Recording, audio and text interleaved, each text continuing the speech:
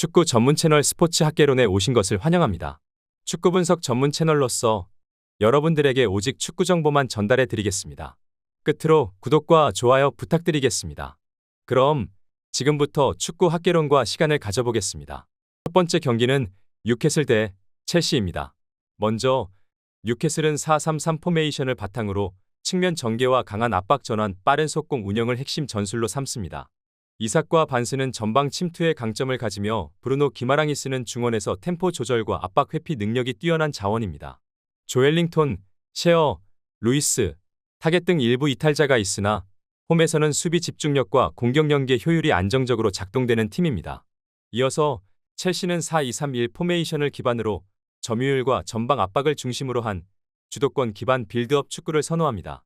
잭슨, 콜파머, 엔소 페르난데스는 빠른 전진과 창의적인 플레이를 이끄는 핵심 자원이지만 무드리크 징계 이탈 그리고 컨퍼런스 리그 소화 직후 체력 회복이 거의 불가능한 일정이 악재로 작용합니다. 수비에서는 은쿤쿠, 포파나 등 이탈자가 누적되면서 수비 전환 타이밍이 늦어지고 간격 유지에 취약한 모습이 자주 노출되고 있습니다. 뉴캐슬은 홈에서 전개 구조와 압박 효율이 정비되어 있으며 첼시는 체력 고갈과 전술 제열력 저하로 인해 조직력이 흔들리는 상황입니다. 중원 압박과 공간 활용에서 뚜렷한 격차가 발생하는 흐름으로 뉴캐슬이 우세 흐름을 완성할 가능성이 매우 높은 경기입니다. 두 번째 경기는 레가네스 대 에스파뇰입니다. 먼저 레가네스는 4-4-2 포메이션을 통해 홈에서 강한 압박과 빠른 전방 전개를 시도할 계획입니다. 다니 라바와 후안 크루즈는 최전방에서 제공권 싸움과 마무리에 집중하며 오스카 로드리게스는 중원에서 빠른 전방 패스를 통해 공격 전개의 시발점 역할을 맡습니다. 하비 에르난데스는 징계 결장으로 수비진에서 공백이 발생했으며 엘 하다디, 미겔 데 라푸엔테, 로지에 바리시치의 부상 공백이 중원에서의 템포 조율에 영향을 줄 가능성이 매우 큽니다. 이어서 에스파뇰은 4-2-3-1 포메이션을 통해 안정적인 수비와 빠른 전방 패스를 시도할 계획입니다. 로베르토 페르난데스는 최전방에서 제공권 싸움과 마무리에 집중하며 하비 푸아도와 안토니우 로카는 측면에서 빠른 돌파와 크로스를 통해 공격을 전개할 계획입니다. 엘 힐랄리가 징계로 결장하면서 측면 수비에서 공백이 발생했으며 폴 로자노와 브리안 올리반의 부상 공백이 중원에서의 전개를 둔화시키고 있다. 레가네스는 홈에서 강한 전방 압박과 빠른 전개를 통해 경기 흐름을 장악할 계획입니다. 반면 에스파뇰은 엘 힐랄리의 징계 결장과 폴 로자노, 브리안 올리반의 부상 공백으로 인해 중원에서의 전개 과정이 둔화되고 있으며 후반부로 갈수록 체력 저하와 압박 강도가 약화될 가능성이 큽니다. 강등권에서 벗어나기 위해 필사적인 운영을 펼칠 레가네스의 절박함이 경기 후반부 흐름을 완전히 장악할 수 있는 핵심 포인트가 될 것입니다. 세 번째 경기는 맨체스 대 웨스트햄입니다. 먼저 맨유는 3-4-3 포메이션을 기반으로 활동량 높은 측면 활용과 전방 압박을 바탕으로 한 전개 운영이 특징인 팀입니다. 가르나초, 마운트, 에릭센은 전진 패스와 공간 침투에서 강점을 보이나 최근 빌바오와의 유로파리그 일정 직후 빠듯한 회복 시간 내에 또다시 리그 경기에 투입되는 강행군에 직면해 있습니다. 특히 디오고 달로트, 마르티네스, 지르크제이 등 수비 및 전방 자원이 이탈하면서 수비 간격 유지와 전개 연결에서 피로 누적 현상이 누적되고 있습니다. 이어서 웨스트햄은 동일한 3-4-3 포메이션을 사용하며 보웬과 쿠두스를 활용한 역습시 직선 전개에 특화된 팀입니다. 안토니오와 서머빌의 이탈이 아쉽지만 나머지 자원들의 체력은 충분히 확보된 상황이며 특히 최근 경기에서는 수비 안정성 확보에서 후반 역습 전개를 통한 기회 창출 방식의 실리 축구를 택하고 있습니다. 이번 원정에서도 라인을 내리고 역습 중심 운영으로 전반적으로 조심스러운 흐름이 이어질 가능성이 높습니다. 맨유는 강행군 일정에 따른 체력 저하와 전개 둔화가 눈에 띄며 웨스트햄은 원정 실리 전술을 고수할 가능성이 높습니다. 전체적인 압박 흐름이 느슨해지고 공격 템포도 둔화되는 구조 속에서 무승부 흐름이 가장 합리적 선택지로 판단되는 매치업입니다. 네 번째 경기는 토트넘 대 크리스털입니다. 먼저 토트넘은 4-3-3 포메이션을 기반으로 전방 압박과 측면 침투를 통한 빠른 전개가 강점인 팀입니다. 히샬리송과 클루셉스키의 움직임은 활발하지만 유럽 대항전 일정 소화 이후 충분한 회복 없이 곧바로 리그 일정에 투입되는 강행군 속에 있습니다.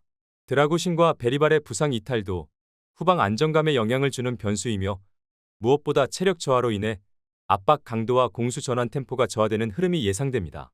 이어서 펠리스는 3-4-3 포메이션을 활용하며 마테타와 에제를 중심으로 한 역습 전개와 순간 스피드가 강점입니다. 사레의 움직임도 위협적이지만 원정 경기에서는 라인을 내리고 실리 위주의 수비 안정화 흐름에 집중하는 경향이 강하며 두쿠레, 리아드의 이탈로 인해 중원 전개 완성도가 떨어지고 강한 압박보단 수비 간격 유지와 후반 역습에 집중할 가능성이 높습니다. 토트넘은 강행군 속에 체력적 부담이 누적된 상황이며 팰리스는 원정에서 실리를 중시하는 전술을 들고 나올 가능성이 높다. 전체적으로 전개 속도와 압박 밀도가 모두 떨어진 경기에서 무승부 흐름이 가장 안정적인 선택이다. 학개론과의 중간 휴식 타임입니다. 저의 정보글이 여러분들에게 꼭 도움이 되었으면 좋겠습니다. 여러분, 추가적인 정보가 필요하시다면 댓글란에 기재해둔 링크를 통해서 문의 주시면 친절하게 답변드리겠습니다. 이어서 분석 시작해보겠습니다. 다섯 번째 경기는 리버풀 대 아스널입니다. 먼저 리버풀은 4-2-3-1 포메이션을 기반으로 살라, 각포, 조타의 날카로운 측면 돌파와 압박 전개가 핵심입니다. 최근 홈 경기에서는 중앙 간격 유지 플러스 측면 포지셔닝 연계가 탁월하게 이뤄지고 있으며 특히 빠른 역습 전개의 강점을 드러냅니다. 고메즈의 이탈 외에는 주요 자원들이 대부분 정상 컨디션이며 유럽 대항전 일정을 소화하지 않아 체력적 측면에서도 완충된 전개 구조를 유지하고 있습니다. 이어서 아스날은 4-3-3 포메이션을 바탕으로 점유율과 압박 위주의 전개 구조를 선호하지만 챔피언스리그 일정 소화 이후 회복 기간이 부족하며 가브리엘 제수스, 토미아스, 하베르츠, 조르지뉴 등 주축 자원의 대거 부상 이탈로 인해 조직력 완성도 저하 플러스 전개 효율 약화가 명확하게 나타나고 있습니다. 특히 원정 경기에서는 후반 체력 저하로 인한 수비 간격 붕괴와 압박 밀도 저하가 자주 관찰되고 있습니다. 리버풀은 충분한 회복과 정상 자원 구성을 기반으로 강한 압박과 날카로운 전개를 보여줄 수 있는 상태이며 아스날은 체력적 부담과 조직력 저하가 맞물려 경기 내내 어려움을 겪을 가능성이 높습니다. 리버풀이 흐름을 장악하고 승리를 거둘 수 있는 가장 설득력 있는 상황이 전개될 것입니다. 여섯 번째 경기는 빌바오 대 알라베스입니다. 먼저 빌바오는 4-2-3-1 포메이션을 기반으로 홈에서 강한 압박과 짧은 패스 전개를 시도할 계획입니다. 고르카 구르제타는 최전방에서 제공권 싸움과 마무리에 집중하며 알렉스 베렌게르는 중원에서 빠른 전방 패스를 통해 공격 전개를 도모할 예정이지만 안도니 고로사벨과 알렉스 베렌게르가 징계 결장으로 빠지면서 중원 압박 강도가 약화될 가능성이 큽니다. 이냐키 윌리엄스, 니코 윌리엄스, 오이안 산세트의 부상 공백은 전방 전개 속도를 떨어뜨리는 요소로 작용할 전망입니다. 이어서 알라베스는 4-2-3-1 포메이션을 통해 안정적인 수비와 보수적인 경기 운영을 시도할 예정입니다. 키케 가르시아는 최전방에서 제공권 싸움과 마무리에 집중하며 존 구리디와 카를로스 아레나는 중원에서 빠른 전방 패스 대신 뒤로 물러서면서 수비적인 운영을 강화할 계획입니다. 빌바오는 유로파리그 강행군 일정으로 인해 체력적으로 고갈된 상태에서 홈 경기를 치르게 된다. 반면 알라베스는 일부 리그 생존을 위해 보수적인 운영과 수비적인 경기 방식을 택할 가능성이 큽니다. 결국 두 팀 모두 공격보다는 실점 방어에 집중할 가능성이 높으며 루즈한 경기 흐름 속에서 끝내 빌바오가 승리를 가져갈 것입니다. 일곱 번째 경기는 나폴리 대 제노아입니다.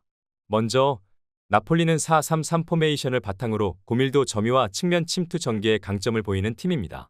루카쿠는 박스 안에서의 결정력과 제공권 모두 위협적이며 폴리타노와 라스파도리는 넓은 활동 반경과 침투 타이밍 조율에 능하며 다비드 네레스, 주앙 헤수스, 부온조르노의 이탈은 있으나 대체 자원의 퍼포먼스와 전술적 일관성은 잘 유지되고 있습니다. 특히 홈에서는 전반 초반부터 라인을 끌어올려 압박 효율을 극대화하며 상대 수비 진영에서 볼을 회수하는 장면이 자주 연출됩니다. 이어서 제노아는 4-2-3-1 포메이션을 기반으로 짧은 전개와 역습 위주의 운영을 시도하지만 최근 흐름은 매우 불안정합니다. 피나몬티는 제공권과 활동량에서 꾸준한 기여를 보이나 주니오르 메시아스와 비티냐의 지원 전개가 매끄럽지 못한 상황입니다. 토스비가 징계로 결장하고 오나나, 미레티, 발로텔리, 쿠엔카, 마트로까지 대거 이탈하며 중원과 수비 간의 전술 균형이 붕괴되고 있습니다. 나폴리는 홈에서 강한 전방 압박과 빠른 전환을 통해 초반 주도권을 쥘 수 있는 전술 구조를 갖추고 있습니다. 제노아는 수비 및 중원의 전술 붕괴가 심각하며 체력 저하와 연결 단절로 인해 공격과 수비 모두에서 흐름을 잃고 있는 것이 사실입니다. 압박 효율, 점유율, 전개 구조 모두에서 우위인 나폴리가 흐름을 장악할 가능성이 높은 경기입니다. 여덟 번째 경기는 프랑크푸르트 대 장크트파입니다. 먼저 프랑크푸르트는 3-4-3 포메이션을 중심으로 높은 점유율과 측면 전개를 활용하는 공격적인 전술을 구사합니다. 에키테케는 전방에서의 결정력과 움직임이 안정적이며 크나우프와 바오야는 이선에서의 전개 템포 조율의 강점을 보입니다. 괴체, 산투스, 이시 등 일부 자원의 이탈은 있지만 전체적인 조직력과 전방 압박 효율은 유지되고 있습니다. 이어서 상파울리는 3-4-3 포메이션을 사용하지만 최근 전개 템포와 압박 전환 타이밍이 일정치 않습니다. 시나니와 아폴라야는 빠른 속도를 바탕으로 역습을 노리지만 중원 연결 고리인 길라보기에 기복이 존재하고 반데르 헤이덴, 바실리는 징계로 결장하며 어빈, 매츠, 브루에르트 등도 줄줄이 부상으로 빠져 전력 누수가 큽니다. 프랑크푸르트는 전개 템포와 압박 강도 모두에서 완성도 높은 구조를 유지하고 있습니다. 상파울리는 중원과 수비 라인의 징계 및 부상 이탈로 인해 조직적 균열이 발생하고 있으며 압박 타이밍도 뒤처지는 흐름입니다. 전술적 안정성과 흐름 제어 능력에서 프랑크푸르트가 명확하게 앞서는 매치업입니다. 여러분, 이것으로 모든 영상은 끝이 났습니다. 여러분들의 기대와 성원에 힘입어 더욱더 발전하는 축구 학개론이 되겠다고 굳게 다짐하겠습니다. 오늘도 좋은 하루가 되었으면 좋겠으며 가시기 전 좋아요와 구독 눌러주시면 앞으로 저 학개론의 발전된 모습을 매일 마주할 수 있습니다. 시청해주셔서 감사드립니다.